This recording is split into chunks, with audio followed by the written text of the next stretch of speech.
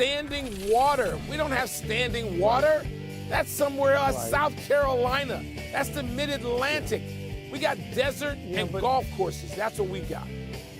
And in the golf courses, you have green grass because you bring in the water to make sure you have the green grass, hence the ability to have a mud pit. Welcome to PTI, boys and girls.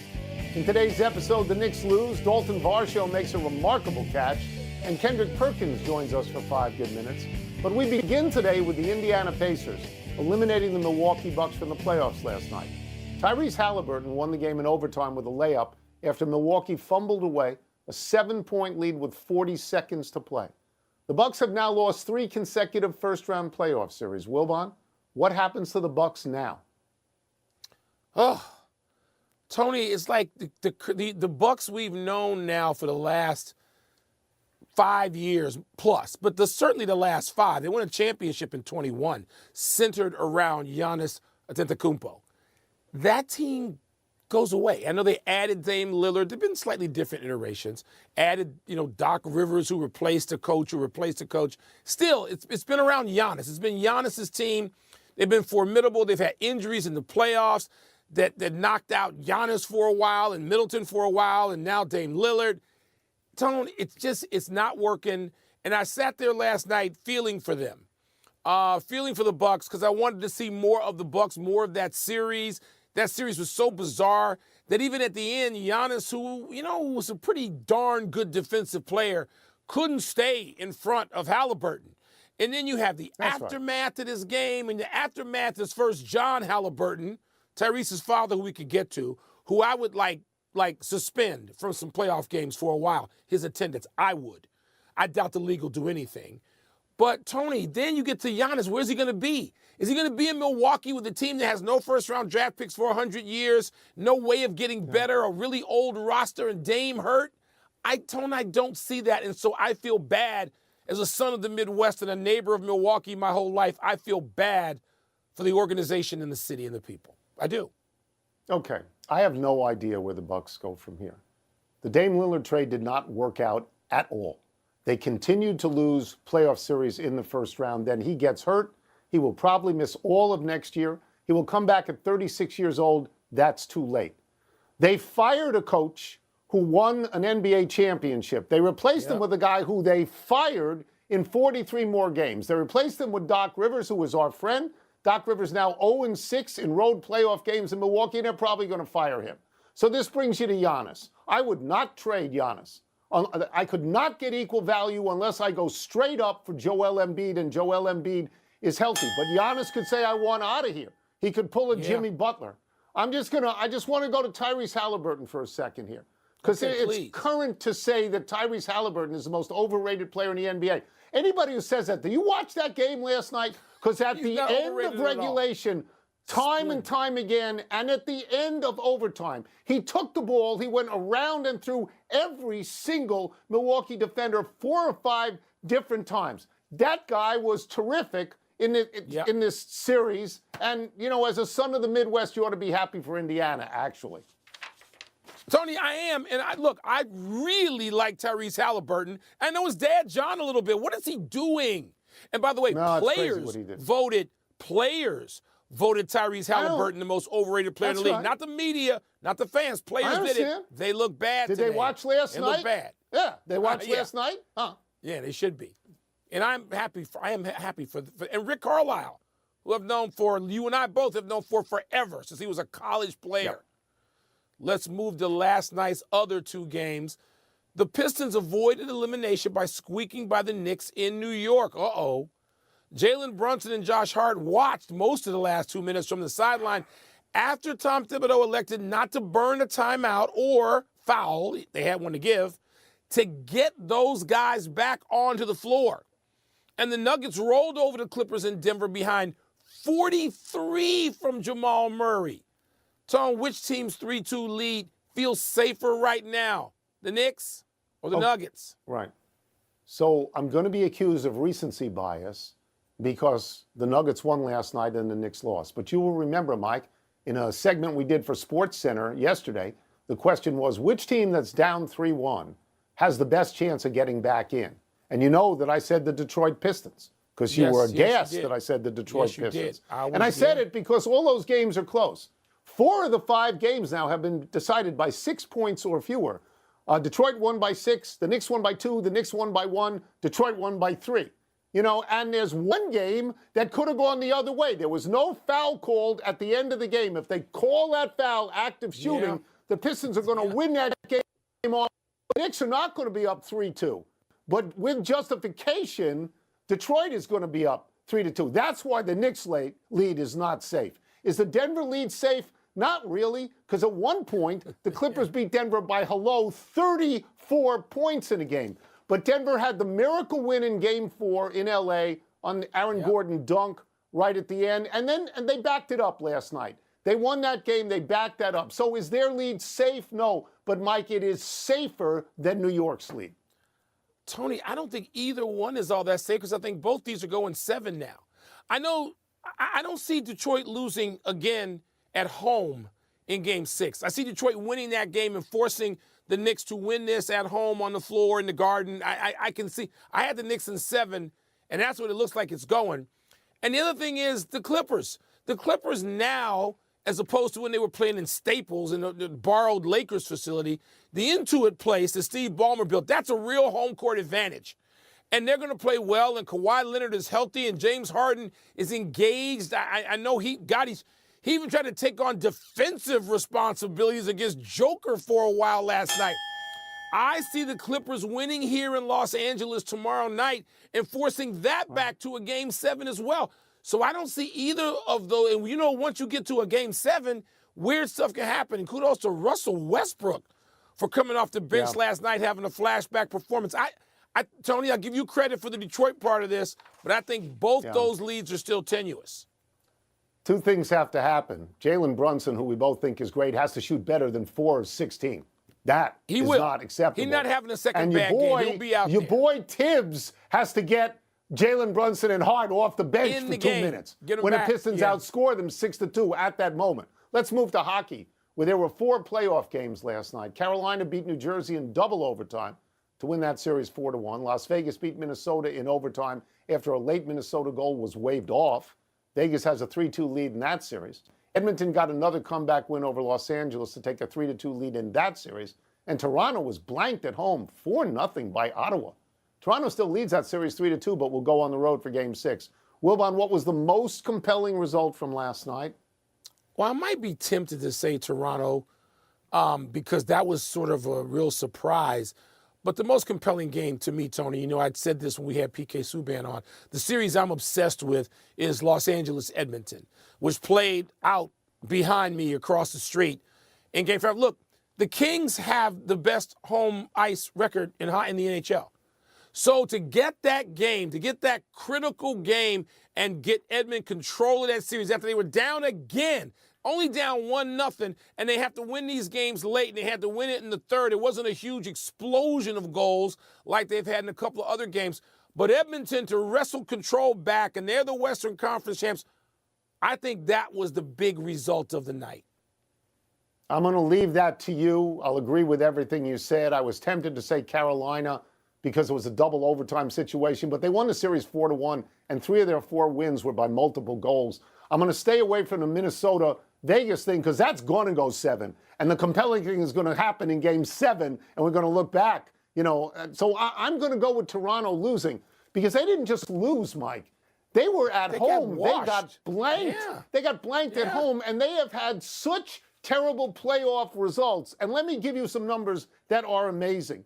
They are now 1-13 in their last 14 series-clinching opportunities. 1-13. They're 0-6 at home in series-clinching opportunities. Why would you have faith in them now? You know, when you say, well, they're better than Ottawa because they finished second and Ottawa finished sixth. But I was told this morning Ottawa won that season series 3-0. So that's a dicey series right now. That's the one I would concentrate on. Let's take a break. Coming up, let's get back into the NBA playoffs with our great friend from NBA Today, Mr. Kendrick Perkins. And let's start with this. Minnesota can close out the Lakers tonight. That's a 3-2 situation. Do you think that J.J. Redick should stick with the 5 players he played for the entire second half in Game 4? Hell no. And if he tries that again, Tony, he's going to lose Game 5, right? The physicality, especially when it comes down to LeBron James, who is 40 years old, who's going to be eligible for his pension at 5 years, is playing the center position. You're down there in the trenches, and he's battling Rudy Gobert, Julius Randle, who is playing physical basketball. Naz Reid is too much on Braun. And so I'm not making any excuses. I'm just giving you the real. When you're down there wrestling with those big fellas, it take a lot out of you. Bring in the Jared Vanderbilt, who is 6'9", 6'10", high motor guy that could get you some defensive stops and some rebounds. Bring in the Gabe Vincent to relieve Luka at times when you know that Gabe Vincent is proven. He went to the NBA Finals with Eric Spoelstra in the Miami Heat. Key part of it, if JJ don't trust the others on the bench, he's going to lose this game tonight. But if he go and he trusts those guys and give those guys an opportunity and some minutes and give Luka and Braun some rest, then I see this going to Game 6 headed back to Minnesota. He's persuaded me. Perkins persuaded me, Tony. We're going to move out, though, to this other series, which Perk is intimately familiar with, those Houston Rockets. Perk, the Rockets could be eliminated, of course, as you know, tonight. Is there something, though, these games have been so close and they could have won the last one. Is there something the Rockets could be doing or should be doing that they're not? Well, it's hard because coming into the series, one of the reasons I picked Golden State was because, one, they have the best player in the series in Steph Curry. Two, the Rockets' Achilles heel all season long is that they can't shoot the damn basketball. They ranked 25th in the league this season in three-pointers made, right? And so all of a sudden you're asking a team to go out there and make shots that's under pressure. Right now at home, we know role players are going to play better at home. We saw Tari Eason knock down a couple of threes in Game 2. Hopefully Jalen Green could find himself, or he better find himself, because he's auditioning. Right, he's auditioning to show the Rockets that he actually could go toe-to-toe when it matters the most and be a closer for them. Otherwise, he's going to be part of that trade if Kevin Durant decides to come to Houston. So when I'm looking at the Rockets right now, I'm saying, we know y'all have a culture and identity defensively. Y'all going to compete. We know that. But who's going to be the closer when it matters the most, when it's a possession by possession? I'm looking at the Rockets and I'm looking at the others to make shots at home and get energy from the home crowd. I think they're going to even up this series tonight, heading back to Golden State. Can't wait to see a big intrigue tonight, Perk. There's no real intrigue so far in what has faced the Celtics and the Cavaliers, who just, pushed their way through their first-round series, respectively. Anything you see from either one of those teams change your mind, inform you differently, get you thinking something you might not have been thinking when the playoffs started? Anything from one of those two? Yeah, it does, Will Barn. And look, let me tell you, at first I had the Celtics, and I'm still giving a slight edge to the Celtics to come out of the East. But because they're dealing with so many injuries, right? Jaylen Brown with his knee, Jason Tatum with his wrist, although he's still been balling. And I don't know what's going on with Drew Holiday, right? I don't know if it's fatigue from playing in the Olympics or whatever the case may be. The Cavs look healthy. Damn it, Evan Mobley and Jared Allen, what they're doing defensively is scary as hell. Being able to switch 1 through 5, anchor that defense, protect the basket. Miami just didn't suck. It's just the Cavs' defense are that damn good because of those two guys. And then you add in a sprinkle of DeAndre Hunter and Ty Jerome off the bench. Yeah. That is scary. That game, listen, if they was to happen to match up, it is going 7 games. And I had the margin, it was a big separation there at first. But I would say the Cleveland Cavaliers have closed the gap. Wilbon, how about that? Perk coming around to my point of view on the Cleveland Cavaliers. I'm happy for that. We'll get you out of here on this. We've got to talk about this because this was bizarre last night. Tyrese Halliburton's father got into it with Giannis Antetokounmpo last night after the game.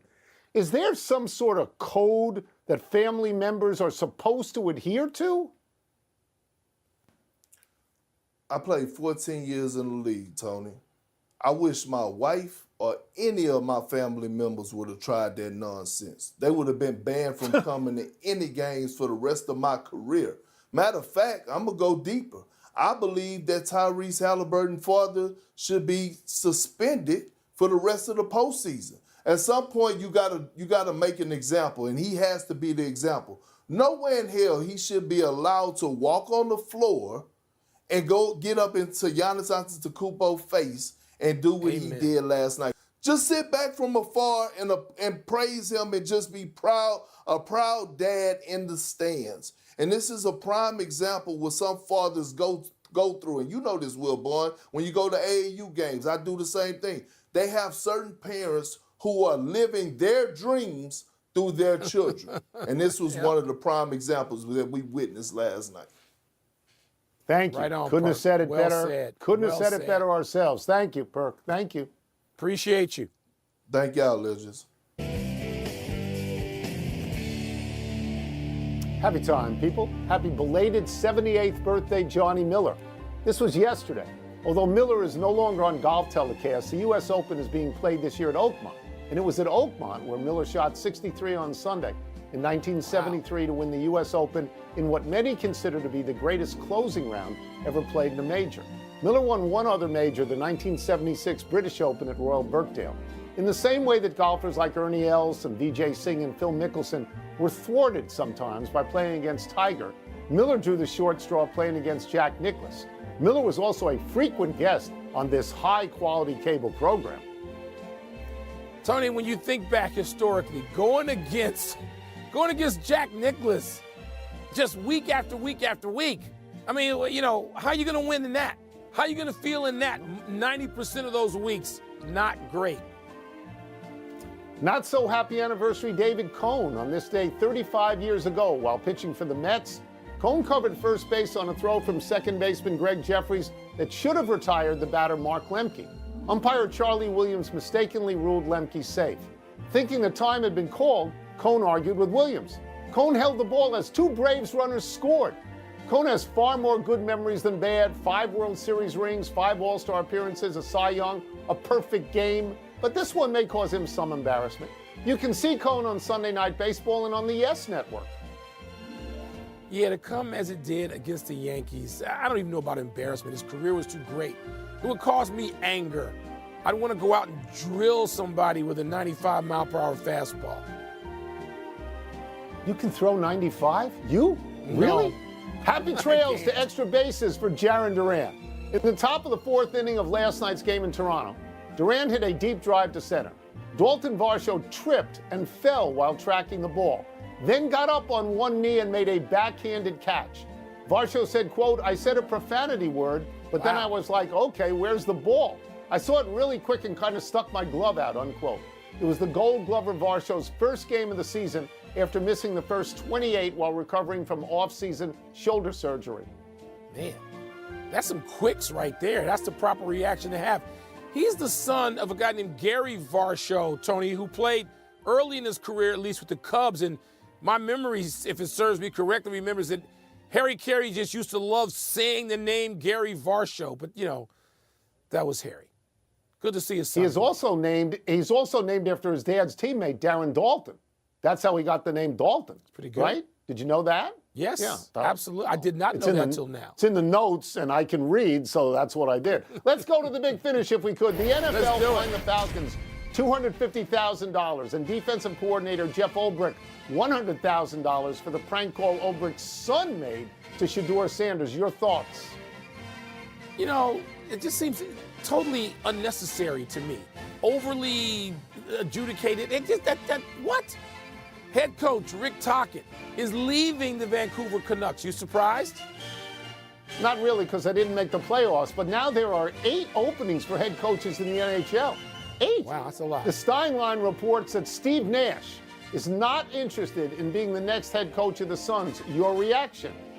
That's what we've heard, that he was never really interested and he's going to join Amazon instead, and I totally get that for Steve Nash. The Suns aren't going to be good for a while. They're not.